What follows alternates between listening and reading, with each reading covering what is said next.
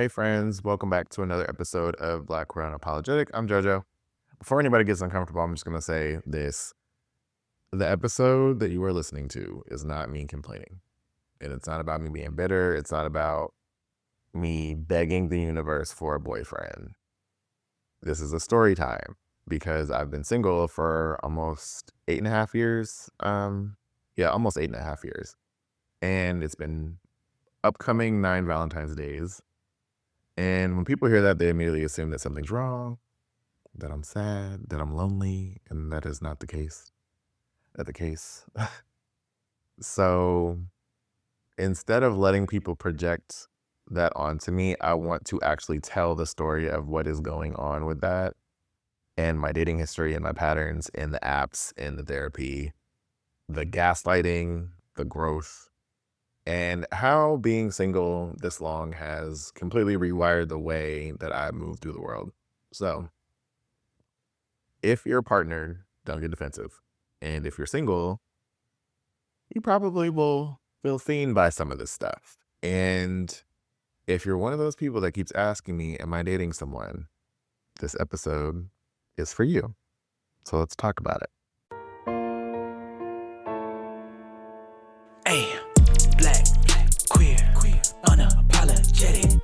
Black, queer, unapologetic. I know who I am, now you know what I'm about. I say the thoughts in my head out loud. Let's get into it, let's pick up the flow though. Brought to you by the one they call JoJo.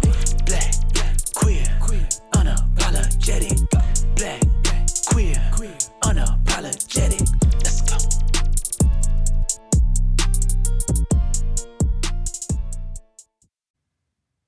Okay, so first things first. I consider myself to be pansexual in a way. I'm attracted to everybody, to be honest, but I am homoromantic, meaning I have emotional romantic feelings for men. So my first relationship that I had with a man was when I was 18. The second that I had was when I was 27. Started when I was 27. Both lasted about a year, and I'm 36 now. So that means that I've been single for almost 8.5 years. Like I said before, that's about 9 Valentine's Days coming up soon.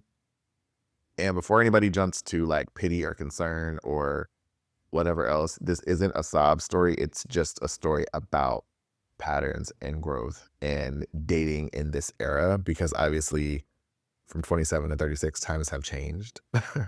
And something important about me is that I am a very sexual person. I am.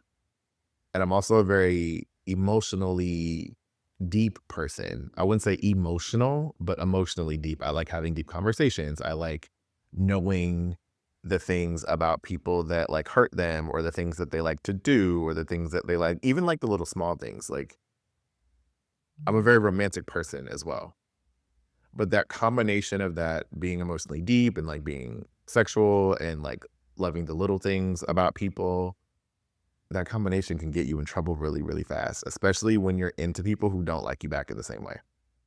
So over the years, I had to think about this when I was writing like down my notes and my outline. I've been called by guys that I've dated in the last 8 years immature once, insecure twice, intimidating 5 times, too sexual twice, not sexual enough once, too independent 3 times. I was moving too slow once. I was moving too fast once. And I rejected 3 guys just because there was no connection. Like, I just didn't feel the connection. There was nothing wrong with them. I just didn't feel the connection. And this is the big one. I have had other guys picked over me, meaning they were dating me and another person. We weren't in a relationship. They were dating me and another person, and they picked that other person and got into a relationship with that other person. This has happened to me 12 times in the past 8 years. So at some point, you just have to stop asking, like, what is wrong with me, and start asking, like, what am I participating in right now? And why does this keep happening? And what am I attracting, or what am I guess, entertaining? So if you're single, you already know what I'm talking about, because I know I'm not the only person that this has happened to you. That question that partnered people love to ask as you're going through this process of these things happening to you every time they see you. Are you dating someone? Are you on any apps? My answers are always no and no. Are you dating someone? No. Are you on any apps? No. Why not? I'm just not. But I get asked multiple times and it's exhausting.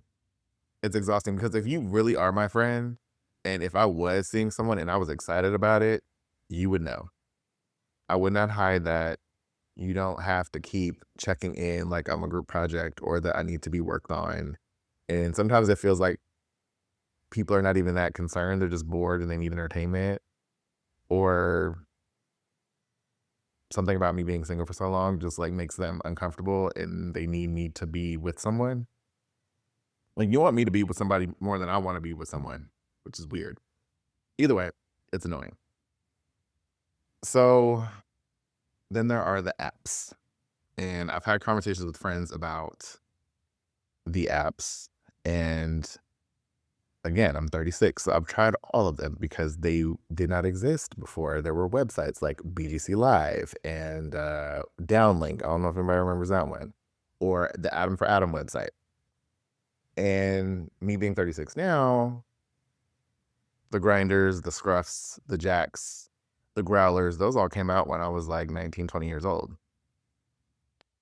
So I've used all of them from the start. I've seen like how they started to what they are now. And I've also used the Hinges and the Tinders and the Bumbles and even the Facebook dating.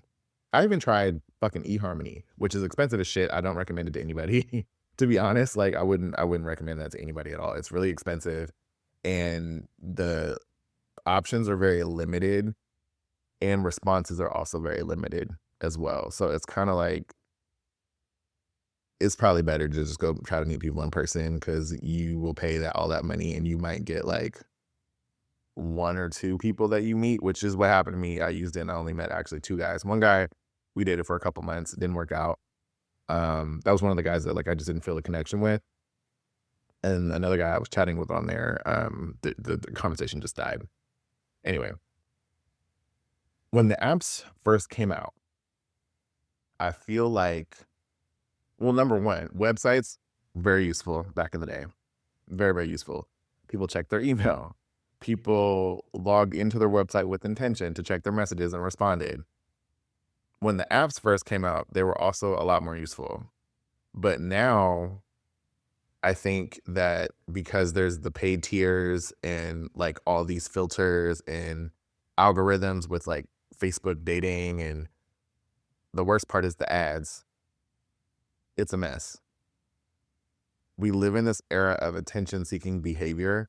And I don't think any of these apps are actually built for you to connect with people, whether it's a hookup or a date to begin with, because they want you to pay for the ad-free versions, which they keep increasing the pricing, and it's just a hot mess. Anyway, people go on these apps most of the time. I think we are in a attention-seeking behavior era, and we also are in a era of loneliness. That's the only word that comes to mind. And I believe that people go on these apps a lot of the time because we want affection and validation and touch. And from my experience, a lot of people will create the illusion of romantic interest just to get laid. I'm going to say that again. Let me say that again. People will create the illusion of romantic interest just to get laid. And what I mean by that is that people will pretend to go on a date, pretend to be interested in dating in order to have sex and not feel guilty about it and not feel like a hoe. How many times have you met somebody and thought that y'all were vibing, doing relationship type shit, going on dates, hanging out, doing sleepovers, meeting friends, and then they hit you with the, I don't want a relationship, but y'all doing relationship type shit, but they don't want a relationship. And how many times has that happened and they say that they're not looking for a relationship or they're not ready for a relationship, and a month later, 2 months later, they're in a relationship with somebody else? because they were looking for a relationship with somebody, just not you.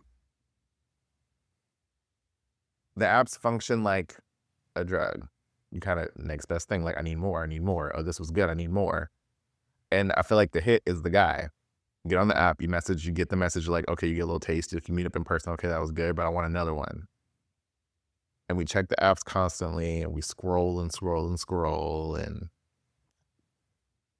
message people who don't message us back, which I've never done. But how many times have you gotten messages from the same guy who you never respond to and he just won't give up? And when we travel, what is the first thing we do?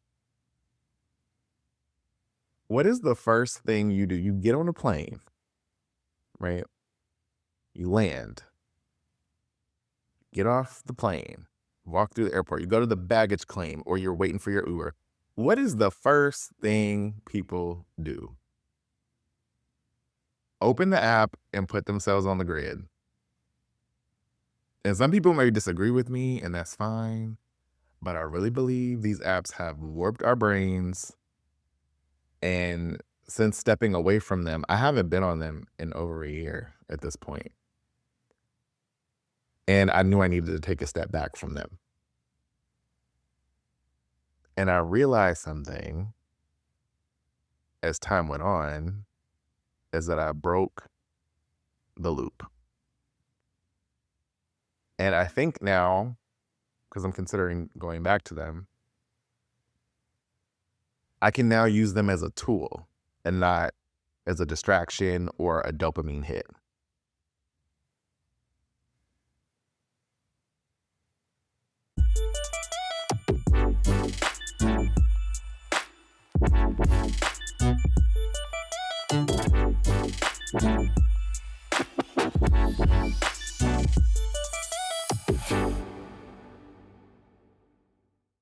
When my last relationship ended, I realized some things about myself and I started going to therapy. And that was like late 2017.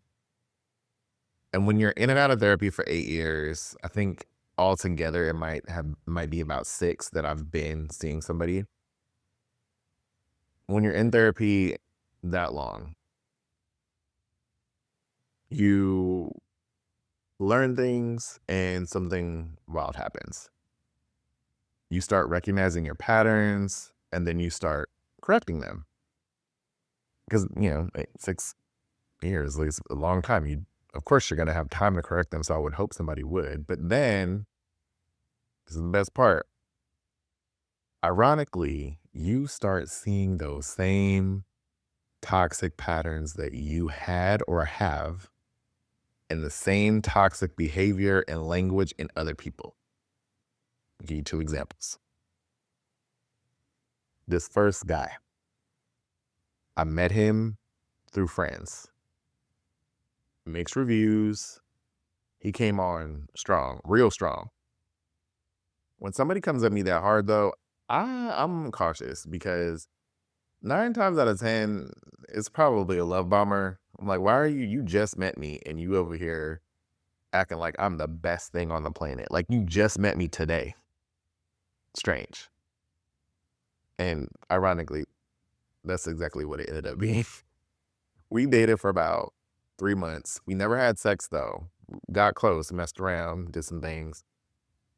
But the moment I became emotionally invested in him, he pulled away and said he needed space.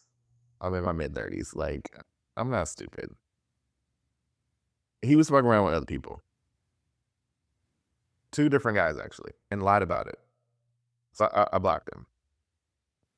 I am the cutoff king, okay? Like, my friends will tell you, it was like, oh, they tell me that I'm too strict or whatever, because when I'm done, I'm done. Like, I'm not playing no games with you. I will block you everywhere. I will act like you don't exist. A lot of times, I don't even need closure because if I have facts, like, I don't need it. I'm at a point in my life where the facts are the closure.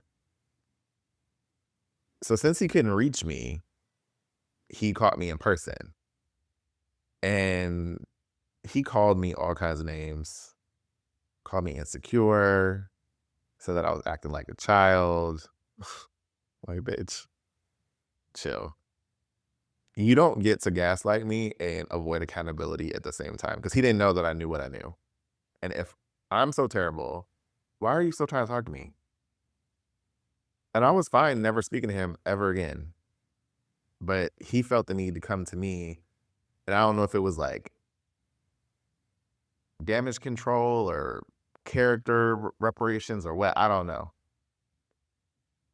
But that's just an example of like, you're in the wrong. You are hiding stuff and you pulled away and you didn't want me anyway. And I was just like, all right, well, I'm done. And now I'm the problem because I don't want to play your stupid little game. Second example, different situation. We had been hooking up for a few months and it was fun and it was cute and the sex was good. And, there was a vibe. Like we were really vibing and he asked me on a date. And my birthday was coming up and I actually ended up getting sick around my birthday, being out in the streets. So I was sick for like 2 weeks. And it took me like 2 weeks to get better. I had texted him. I think I texted him or DM'd him or something. I can't remember. But I get this response of, I've been seeing someone for a few months now and we're deciding to be exclusive. I'm like, okay. Like, I'm not even mad about that. But like, let's be real. If you like someone enough to be exclusive with them and date them, why did you ask me on a date 2 weeks ago? Like, we were not dating. We were just hooking up. We could have just left it at that. But why did you ask me on a date 2 weeks ago when I was sick and now you're exclusive with another guy? Unless, like, JoJo, you thinking too much. Nope. Unless I was a distraction. And that's the pattern. A lot of times people just have somebody on the side to keep them warm, to keep them distracted from the person that they actually like. And at this point in my life, I do not compete. If we've been dating for months and I've invested time, energy, emotion in dick, and maybe some ass, because I got a nice ass, and you're still unsure, well, adding people to your roster, and it's been 2, 3, 4 months. Now, we ain't got to be exclusive, but you still add people. I'm out. I don't compete with people like that. And I don't think that that's extreme. I think that that's self-respect. I don't need attention that badly, and I don't volunteer to get my heart broken. So, sorry, not sorry. And I don't encourage anybody else to participate in that game. You need to know your value. You need to know your worth. And if somebody has been dating you consistently for a period of time, and let's just throw out a number. Let's just say it's been 3 months and they're constantly adding more romantic interests into their life. They don't like you that much. And if they do, then they will straighten up immediately once you tell them that you're out. I don't not explain it. I just tell them why. I'm like, no, like, because this is why. Because I'm not competing with some dude that you just met that you're into, and I'm looking for a relationship and I like you, and I'm not gonna get my feelings hurt because you decided that you like this other person more that you just met. And I've been spending time with you for X amount of months. So that's not gonna happen. And we're fine. I'm not mad, but I'm protecting myself. And so I encourage everybody to protect themselves and not play those games with people who want to play games with your heart.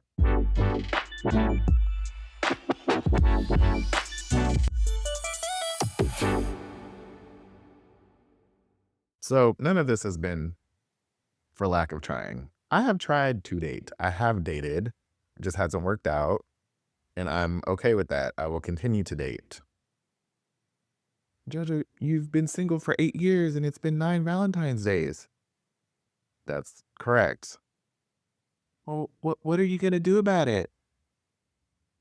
Well, I am at a point in my life where I am extending my net and narrowing my filter. And what I mean by that is I'm opening my dating pool to other cities and other states and even other countries. And I don't really want anybody younger than me at this point. Like, if you're a little bit younger, maybe, but it just never goes well. If a younger guy wants to shoot his shot, he better come correct because I ain't about to be out here playing these games. And before anybody says, Jojo, you quit your job, you shouldn't be focused on that. You should be focused on something else. First of all, don't tell me what to do. Secondly, I've worked nonstop for 19 years. Six-figure salary, my own place, have bought multiple cars by myself. Like, credit's good, stability. That does not attract partners. That attracts people who want to use you. And all that to say, I'm very proud of the things that I've done, and I will continuously be able to go get my bag and be able to get the things that I want in life. But if I'm unhappy at work, where I spend a third of my life,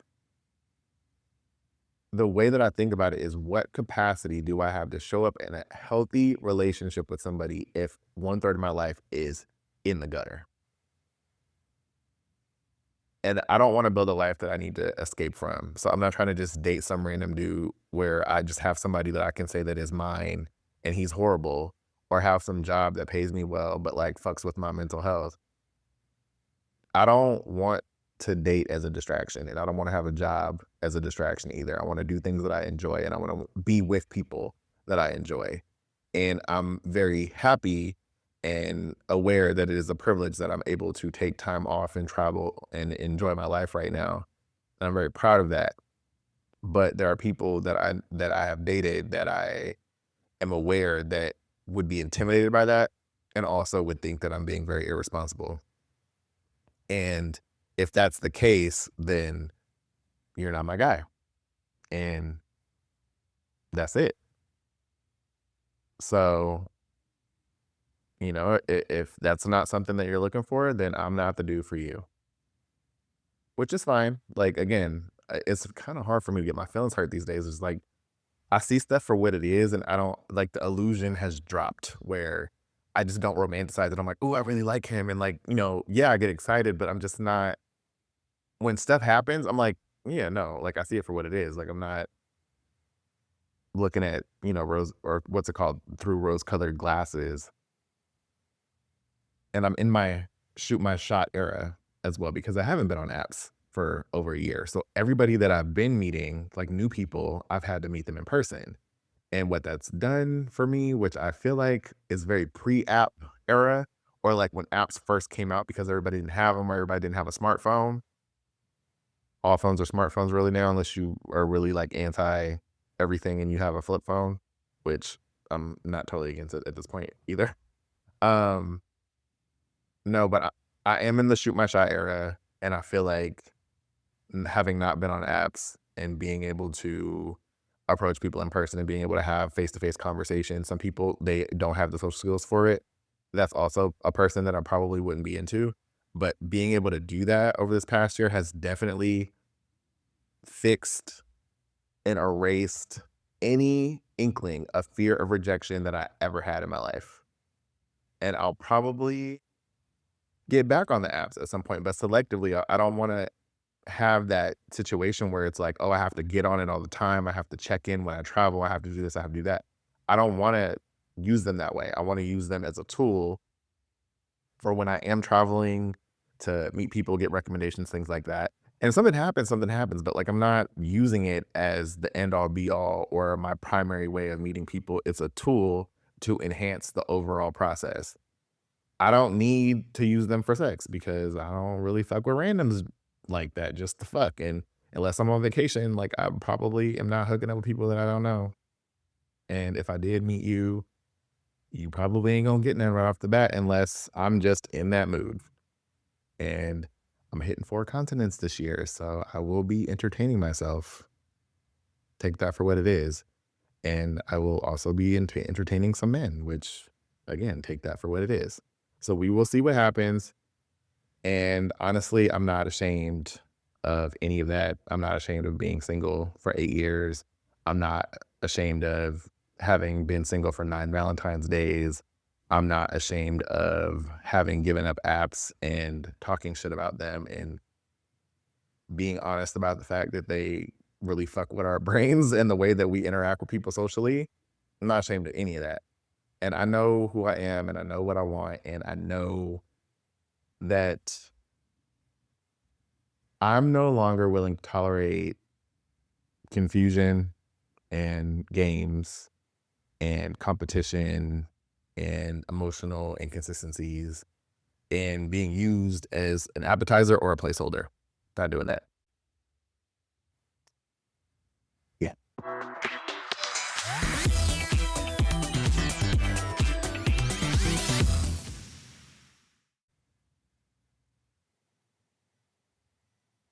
So yeah, I'm in my shoot my shot era. I'm in my self-respect era. Those two things can exist at the same time. Don't get it twisted. I'm open to meeting people. I'm curious about meeting different kinds of people. I'm dating with intention, but I'm not desperate. I ain't never been desperate. And I'm not auditioning for anyone's uncertainty. So I'm going to end this with, if you are listening to this and you are single too, especially if you've been single longer than people think is acceptable or people think it's weird that you're not in a relationship or you date a lot and you just it just hasn't clicked and that's something that you want, you're not behind and you're not broken. You don't owe anybody an excuse or anyone access to your life just to make them comfortable or to entertain people who are wasting your time.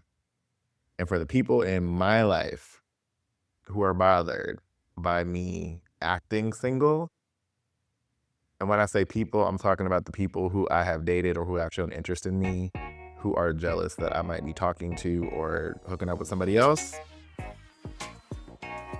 If you are bothered by me acting single, then make me not single. Otherwise, you can shut the fuck up. So, I think that's it. And you can stay Black and stay queer. And if you are neither, always stay unapologetic. And I will see you on the next one. Bye.